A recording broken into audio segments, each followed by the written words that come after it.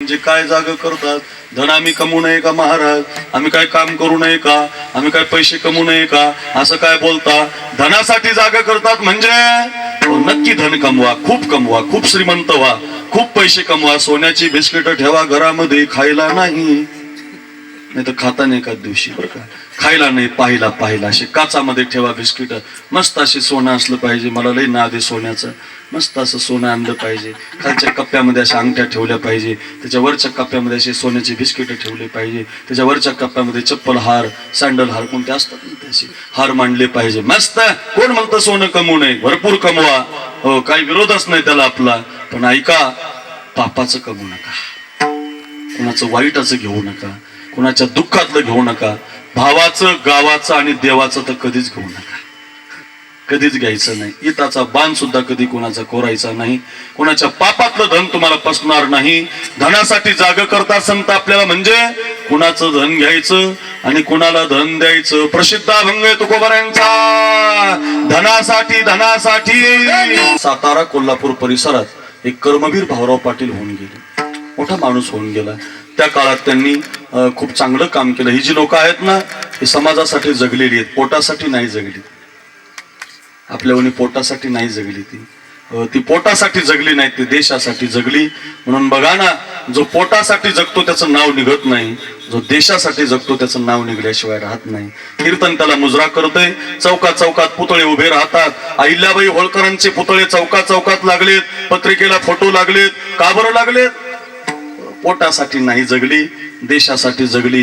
या देशातले जेवढे घाट आहेत, ते सगळे घाट अहिल्याबाई होळकरांनी बांधलेले आहेत. महादेवाची पिंड हातामध्ये घेऊन, माझा पोरगा नको, मला माझं घरदार नको, मला देव पाहिजे, मला देश पाहिजे. आईच्या गर्भात उमगली झुंजाराची रीत, तलवारीशी लगीन लागलं, जडली वेडी प्रीत.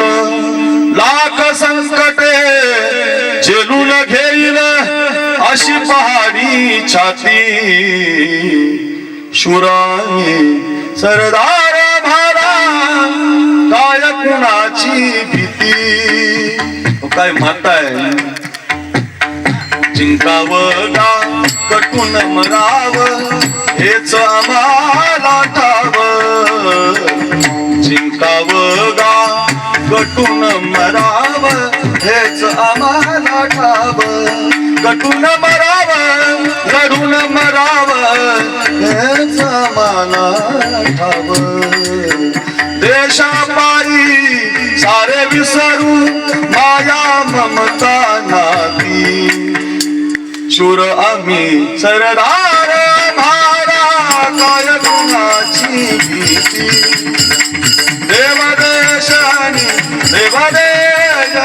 देवदेशानी धर्मापायी प्राण देत हाती, शुराई आम्हाला काय कुणाची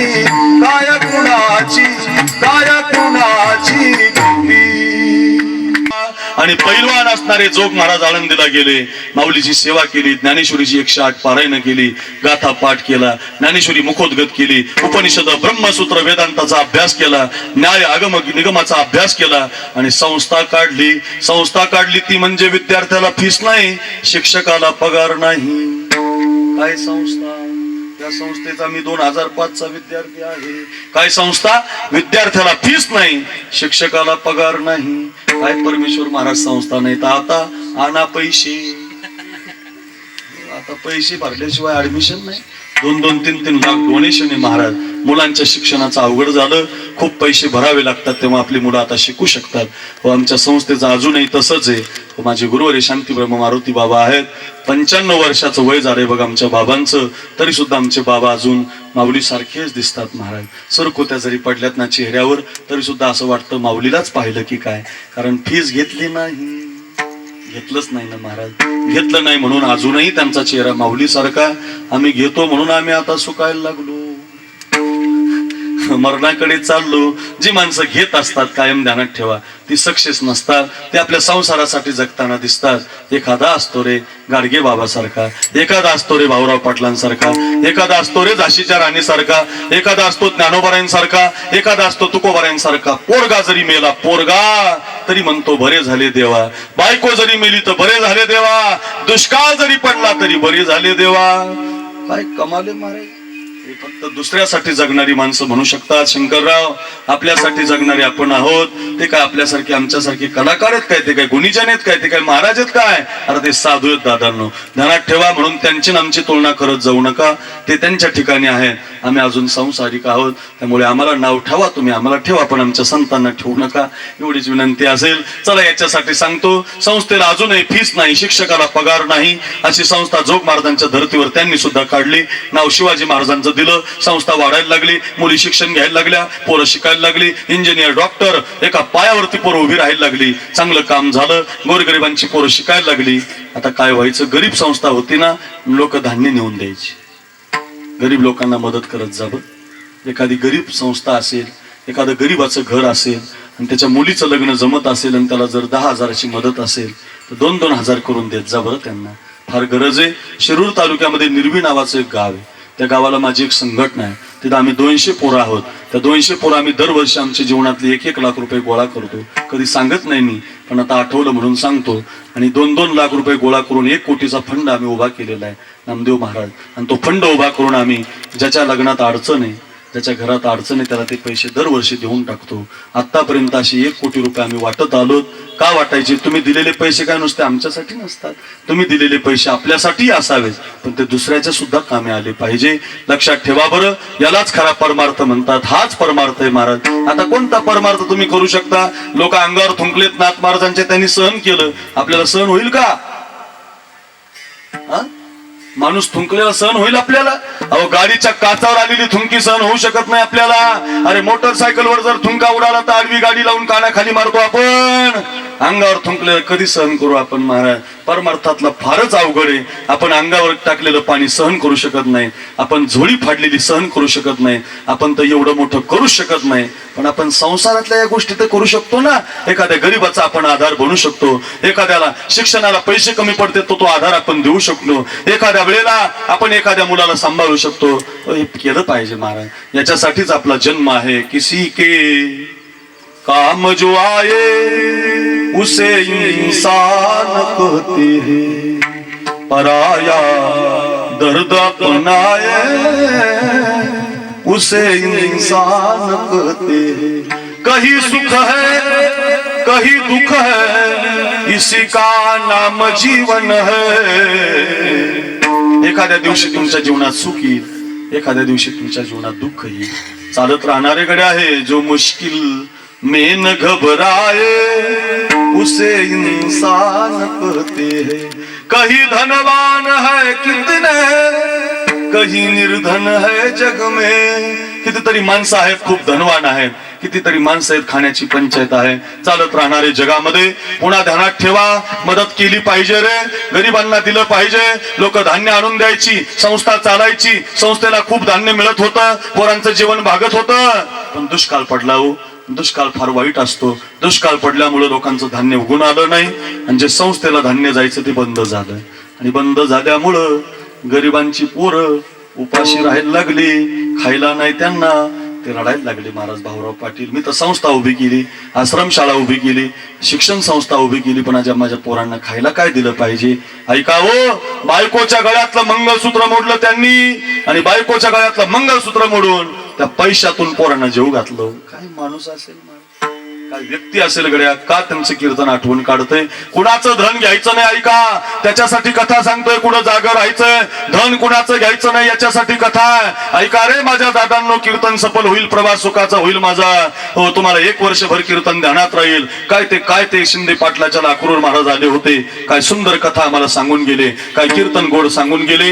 1 वर्षभर तुम्ही ध्यानात ठेवाल. ऐका माझं दादांनो. आणि मग आता असं झालं होतं, धान्य कमी पडलं होतं. 1 महिना त्या पैशात धान्य भागलं, पण 2 महिने आता पोरांना खायला काय, म्हणून त्यांनी 1 मुठभर धान्य मागायला सुरुवात केली. त्याला 1 मुष्टी धान्य योजना नाव दिलं आणि त्या मुठभर धान्यात जे येईल ते 1 टायमिंगला मिळायला लागलं.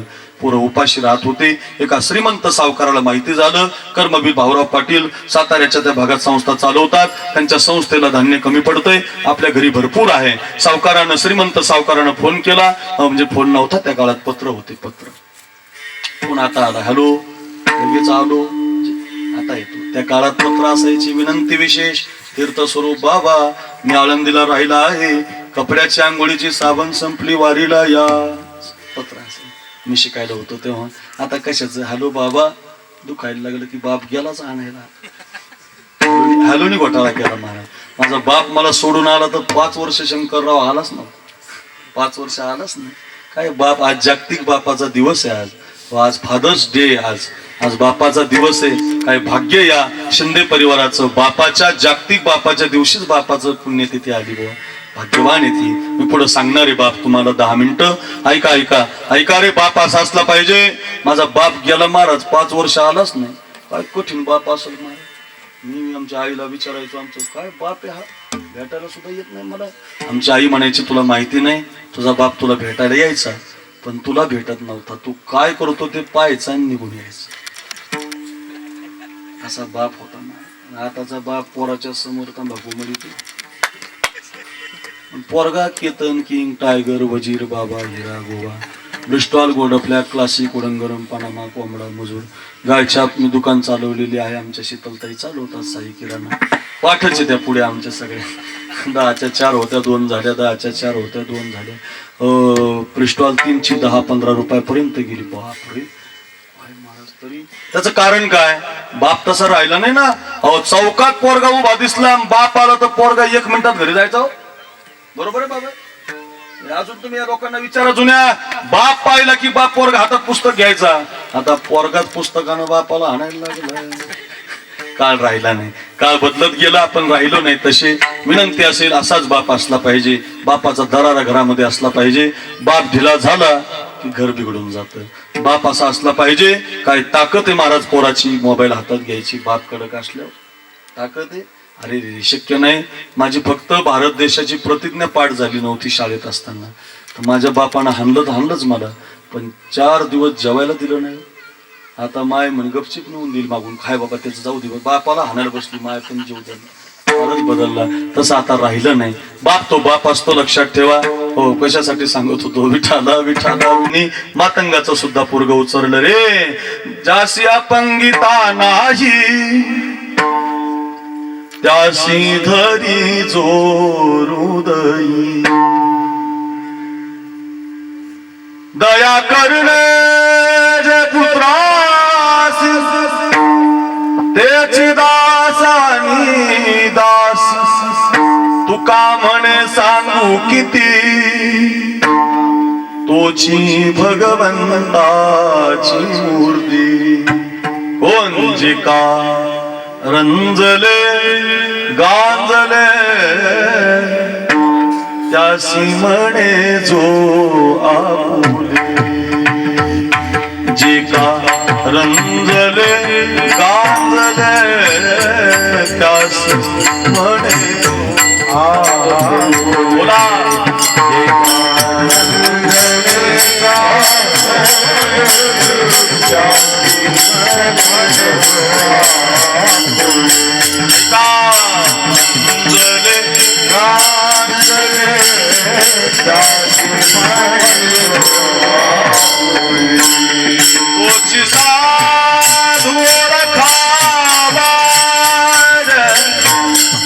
कुणाच्या जातीचा विचार करणारा साधू नसतो, सगळ्या समाजाला धरून चालणारा साधू असतो, लक्षात ठेवा.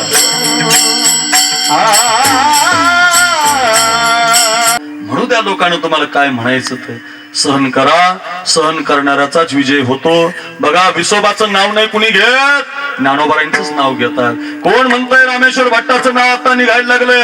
आता दुष्ट लोकांची नाव नाही निघत जगात. तुकोबारांचं 450 वर्ष झाले नाव निघतंय. अफजल खानाची कुणी पुण्यतिथी करत नाही. माझ्या शिवरायांची जयंती साजरी केली जाते. सहन करा. अहिल्याबाईची जयंती साजरी केली जाते. का? सहन करा. सहन करायला शिकलं पाहिजे. मोठा संदेश आहे. झोळी फाडली माऊलीची, तरी सुद्धा त्याच आळंदीवर उपकार केला. इंद्राणीची आंघोळ करू दिली लोकांनी, त्याच आळंदीवर उपकार केला. केला जगाशी उपकार काय उपकार केलाय? तारी येले नारी नर, नराचा उद्धार, नारीचा उद्धार, यारी यारी लहान थोर. कुणी पण ज्ञानेश्वरी वाचा. ज्ञान होया ज्ञानासी ऐसावर त्या टिकेसी. कोणताही महाराज जाऊ द्या, माळी जाऊ द्या, धनगर जाऊ द्या, मराठा जाऊ द्या, आळंदीला ज्ञानेश्वरी वाचले की त्याचा उद्धार आहे. त्याला कीर्तनकार होता येतंय, त्याला महाराज होता येतंय, त्याला चांगलं बोलता येतंय. बघा उद्धार केला जगाचा. आणि 22व्या वर्षी माऊली समाधीला बसले. समाधीला बसल्यावर जग रडायला लागलं, संत रडायला लागले. विमानांची दाटी पुष्पाचा वर्षाव, स्वर्गी मुनी देव करिता ती. आळंदी हे गाव पुण्यभूमी ठाव, आळंदी हे गाव, ओ आळंदी हे गाव. किती चाली म्हणता येते पाठे आपल्या. चला समाधी सोहळा माऊलीचा रंगला होता. एक हात निवृत्तीनाथांनी धरला होता, एक हात देवानं धरला होता. नामा म्हणे आता लोपला दिनकर, बाप ज्ञानेश्वर समाधीस्थ माऊली. ओ ज्ञान राजा ओ माऊली, बाप ज्ञानेश्वर समाधीस्थ. बाप ज्ञानेश्वर ज्ञानेश्वर ज्ञानेश्वर ज्ञानेश्वर. माऊली समाधीला बसताना जग रडत होतं, संत रडत होते. नवल काय, निवृत्तीनाथ महाराज रडायला लागले, देव सुद्धा रडायला लागला. रुक्मिणी माताने विचारलं, देवा तुम्ही का रडता? देव म्हणते, रुक्मिणी हा एकची योगी देखला नयनी, हेची ज्ञान संजीवनी जाण त्रैलोक्यासी. का रडताय तुम्ही? जो करील याची यात्रा, तो तारील सकळ ही गोत्रा.